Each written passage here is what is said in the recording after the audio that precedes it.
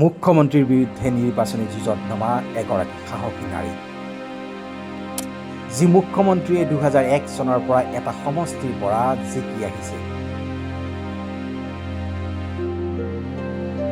সেই মুখ্যমন্ত্ৰীক চেলেঞ্জ দিয়া এগৰাকী সাহসী নাৰী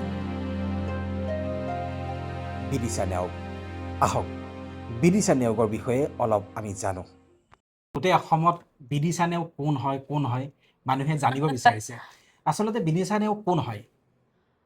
Bidisha Neogr just a common girl, সাধাৰণ ছোৱালী, সাধাৰণভাৱে থাকি ভাল পায়, নিজৰ জীৱনটো উপভোগ কৰি ভাল পায় আৰু নিজৰ জীৱনটো নিজৰ মতে, নিজৰ খেয়াল আৰু খুশি মতে নিজে নিজে সিদ্ধান্ত লৈ জীৱনটো কটাই ভাল পায়। অলপ অকলশৰীয়া টাইম ভাল পায়, অকলশৰেও থাকি ভাল পায়।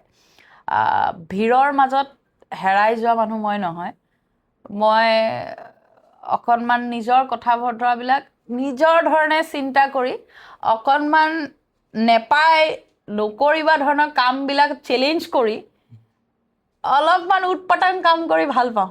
মানে নকৰিবা বুলি ক'লে সেইটো আকৌ কৰিবলৈ বেছিকৈ মন যায়। মানে এনেকুৱা নেকি আপুনি এতিয়া হিমন্ত বিশ্ব শৰ্মাৰ এগেইনষ্টত আমি যিমান দেখিছোঁ আজিলৈকে, তেখেতে 2001 চন মানৰ পৰা জালুকবাৰী সমষ্টিত আছে। প্ৰত্যেকবাৰে আমি যিগৰাকী প্ৰতিদ্বন্দ্বী তেওঁৰ বিৰুদ্ধে থিয় হয়, বাৰে বাৰে প্ৰতিদ্বন্দ্বীগৰাকী ক'ৰবাত হেৰাই যায়, ক'ৰবাত নোহোৱাই যায়। তেওঁৰ প্ৰতিদ্বন্দ্বীহীন হৈ জালুকবাৰী 2001 চনৰ পৰা আছে। আপুনি এতিয়া নেপাই নকৰিবা, মই এটা কথাৰ প্ৰসংগত কৈছোঁ, আপুনি তেনেকুৱা এটা চেলেঞ্জ লৈ হিমন্ত বিশ্ব শৰ্মাৰ এগেইনষ্টত গৈ আছে নেকি?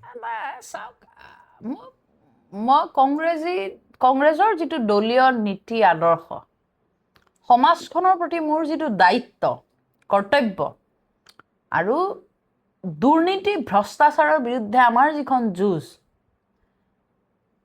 গণতন্ত্ৰ শেষ কৰিব বিচৰা দলটোৰ বিৰুদ্ধে আমাৰ যিখন যুঁজ, সংবিধান শেষ কৰিব বিচৰা দলটোৰ বিৰুদ্ধে আমাৰ যিখন যুঁজ, চিণ্ডিকেট দুৰ্নীতি ভ্ৰষ্টাচাৰৰ বিৰুদ্ধে আমাৰ যিখন যুঁজ, এখন যুঁজ সন্মুখত লৈ আগবাঢ়িছোঁ।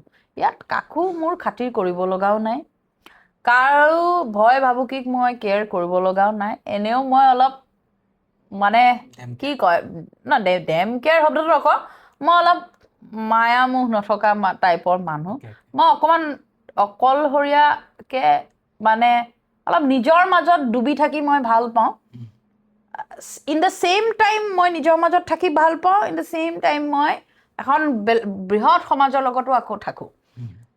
কিন্তু সিদ্ধান্ত মোৰ নিজৰ সিদ্ধান্ত মই নিজে লওঁ। মই কাৰো কাৰণে ৰখি নাথাকোঁ আৰু মই কাকো সুধি মই সিদ্ধান্ত নলওঁ। কিন্তু মই সিদ্ধান্ত লোৱাৰ আগত 2-4টা কথা ভাবোঁ যে এই কথাটোৱে মোৰ ব্যক্তিত্বক আঘাত আনিব নেকি, মোৰ ডিচিশ্যনটোৱে সমাজৰ ক্ষতি কৰিব নেকি, মোৰ সিদ্ধান্তটোৰ ফলত মোৰ ওচৰে পাজৰে থকা মানুহবিলাকে দুখ পাব নেকি, সুখ পাব নেকি, সাধাৰণ এই 3-4টামান কথা লৈ পেলাই মই এটা সিদ্ধান্ত লওঁ আৰু সেইমতে কাম কৰি যাওঁ। গতিকে ন' ৰিগ্ৰেট লাইফ। মই যিও কৰিছোঁ জীৱনত এতিয়ালৈকে, আজিলৈকে মই কেতিয়াও বিশ্বাস কৰক যিকোনো কামৰ বিনিময়ত যিকোনো কামৰ বিনিময়ত এবাৰো ৰিগ্ৰেট কৰি পোৱা নাই। আপুনি ৰাজনীতিত অহাৰ আগতে কি কৰিছিল? মই চাকৰি কৰিছিলোঁ গুৱাহাটী বিশ্ববিদ্যালয়ত, মই এডমিনিষ্ট্ৰেশ্যনত আছিলোঁ। তাৰপিছত আপুনি ৰাজনীতিত কিয় অহাৰ এটা ডিচিশ্যন ল'লে এনেকুৱা? ৰাজনীতিত অহাৰ ডিচিশ্যনটো এইটো কাৰণে যে ৰাজনীতিত ভাল কাম কৰিব পৰা ভাল মনৰ সৎ মনৰ মানুহৰ দৰকাৰ আছে। কাৰণ ৰাজনীতি খুব বেয়া এনেকুৱা ধৰণৰ কথাবিলাক চলি থাকে। আৰু মই বাকী কথাত মোৰ আত্মবিশ্বাস আছে নে নাই সেইবোৰ পিছত দেখা যাব। কিন্তু মই বুকুত হাত থৈ ক'ব পাৰোঁ, মোৰ এটা ভাল মন আছে, এটা সৎ মন আছে, ৰাইজৰ কাৰণে কাম কৰিব পৰা এটা মন আছে। সেইকাৰণে মই ৰাজনীতি সৰুৰ পৰা ভাবিছোঁ ৰাজনীতি কৰিম বুলি। সেইকাৰণে সপোন, যেতিয়া মানুহে সপোন দেখে তেতিয়া মানুহৰ লক্ষ্য আৰু যেতিয়া উদ্দেশ্যটো স্থিৰ হয়, সৰুতে দেখা সপোন তাৰ মাজত বহুতবাৰ ভাঙিছে, বেলেগ বেলেগ সপোন দেখিছোঁ, এইটো কৰিম সেইটো কৰিম, তাৰপিছত আকৌ ঘূৰি পলিটিক্স। যিটো সৰুতে সপোন দেখিছোঁ সেই সপোনটোৰ লক্ষ্য আৰু মানে লক্ষ্য স্থিৰ কৰি সেই একেটা জেগা, সেই একেটা বিন্দুত পাবৰ কাৰণে মই মোৰ সংগ্ৰাম কৰি আছোঁ। আৰু সংগ্ৰামৰ পৰা শিখৰলৈ এই মোৰ যাত্ৰাটো অব্যাহত থাকিব যেতিয়ালৈকে শিখৰ পাবগৈ নোৱাৰোঁ। শিখৰ মানে কি আৰু পজিশ্যন ৱাইজ নহয়, মই মোৰ সপোনৰ দৃষ্টিত যিটো শিখৰ, যিটো এটা থাকে নহয় মানুহৰ এটা স্বস্তি যে মই এইখিনি কৰিলোঁ দেই, মই কৰিব বিচাৰিছিলোঁ এইখিনি কাম মই কৰিলোঁ, সেইখিনি পোৱালৈকে মই মোৰ মানে এই কি কয় ষ্ট্ৰাগল, যিটো মোৰ সংঘৰ্ষ এইটো মোৰ অটুট থাকিব। এতিয়া জালুকবাৰীত আগতে হিমন্ত বিশ্ব শৰ্মাৰ আগতে ভৃগু ফুকন আছিল, তেওঁ এসময়ত গৃহমন্ত্ৰী আছিলে অসমৰ, তাৰপিছত হিমন্ত বিশ্ব শৰ্মা মুখ্যমন্ত্ৰী, আপুনি তেনেকুৱা এটা সমষ্টি বাছি লৈছে, তো জালুকবাৰীক লৈ আপোনাৰ কি সপোন আছিল?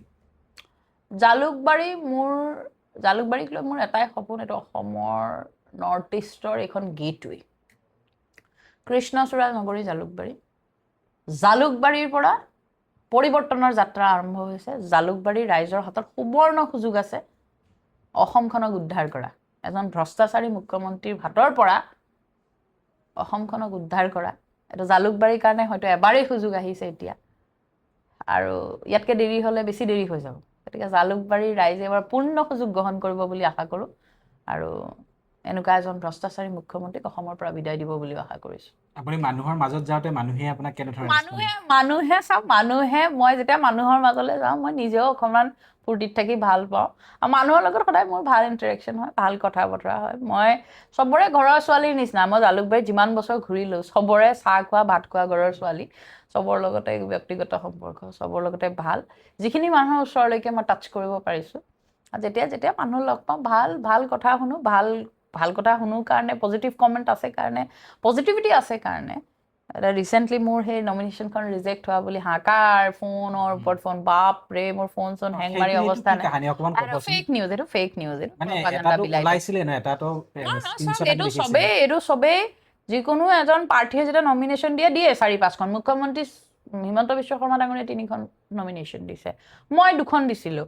এই নমিনেশ্যনখনত অকণমানো যদি কিবা দাগ চাগ কিবা এটা ভুল হৈ যায়, এখন ৰিজেক্ট হৈ যায়। সেইকাৰণে ৰিস্ক ল'ব নিবিচাৰি কেণ্ডিডেটবিলাকে 2-4খন দিয়ে। কিছুমানৰ 3খন ৰিজেক্ট হয়, 3খন ৰিজেক্ট হয়, 1খন একচেপ্ট হয়, কিছুমানৰ 3খনে একচেপ্ট হয়, 1খন ৰিজেক্ট হয়। মোৰ 1খন ৰিজেক্ট হৈছে, 1খন একচেপ্ট হৈছে, তাৰমানে মোৰ একচেপ্ট হৈছে আল্টিমেটলি।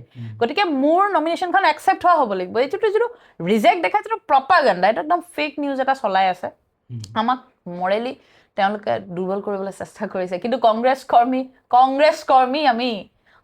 কৰ্মীয়ে কোনো গুলি বাৰুদ, কাৰো প্ৰপাগাণ্ডা, মিছা অপবাদ এইবোৰেৰে ভয় নকৰে। কংগ্ৰেছে ভাৰতক স্বাধীনতা আনি দিছিল, সেই আদৰ্শবিলাক লৈ আমি চলিছোঁ নহয়, কিয় ভয় কৰিম? এতিয়া কিয় ৰাইজে একচুৱেলি কংগ্ৰেছক আজি 2বাৰ শাসনৰ পৰা কিয় দূৰত ৰখা বুলি ভাবে আপুনি? বিজেপি 50 বছৰ, তেওঁলোকে কৈ থাকে ন 70 বছৰ, কিয় দূৰত ৰখা বুলি ভাবে আপুনি? গণতন্ত্ৰত ৰাইজে ৰজা, আৰু এইবাৰ তেওঁলোকে ৰাইজে গৌৰৱ গগৈ ডাঙৰীয়াৰ মুখত তৰুণ গগৈ ডাঙৰীয়াৰ প্ৰতিচ্ছবি দেখিছে, সেইখন একেই মুখ, একেই সৎ আৰু নিকা মনৰ সেই মানুহজন গৌৰৱ গগৈ ডাঙৰীয়া। তেখেতৰ নেতৃত্বত অসমত চৰকাৰ হ'লে ৰাইজে সকাহ পাব, ৰাইজে ভাল পাব, ঘৰৰ ল'ৰা বুলি আঁকোৱালি লৈছে চবেই। আৰু গৌৰৱ গগৈ ডাঙৰীয়াৰ এই ৰাজনৈতিক যাত্ৰাত আমি সহযোদ্ধা হ'বলৈ পাই আমি সুখী অনুভৱ কৰিছোঁ। মই এটা প্ৰশ্ন কৰি আপোনাক, যে আপুনি হিমন্ত বিশ্ব শৰ্মাক কেতিয়াবা লগ পাইছেনে? মই এদিন দূৰৰ পৰা দেখিছিলোঁ, এদিনেই দেখিছিলোঁ। নাই, কথা বতৰাটো বাদ দিয়ক, মই কেতিয়াও তেওঁক হেৰিকে লগেই পোৱা নাই, মই ভালকৈ দেখাও পোৱা নাই। এদিন মই এনেকৈ পূজা এখনত ঘপকৈ সোমাইছে, আৰু ইমানখিনিয়ে। মোৰ কোনো তেতিয়া মই পলিটিক্সতো নাই, বিশেষ ইণ্টাৰেষ্টো নাই। এদিনেই প্ৰথম আৰু শেষ দেখা মোৰ, আৰু আজিলৈকে দেখা হোৱা নাই না। মোৰ কথা পতাৰ কেতিয়াবা সুযোগ হৈছে, মই তেওঁৰ বিষয়ে ইমান প্ৰেক্টিকেলি ওচৰৰ পৰা মই তেওঁক নাজানো। ঠিক আছে, ধন্যবাদ জনাইছোঁ। একচুৱেলি আমি আৰু আপোনাক কথা সুধিব আছিলে, কিন্তু আপুনি বহুত ভাগৰি জুগৰি আছে।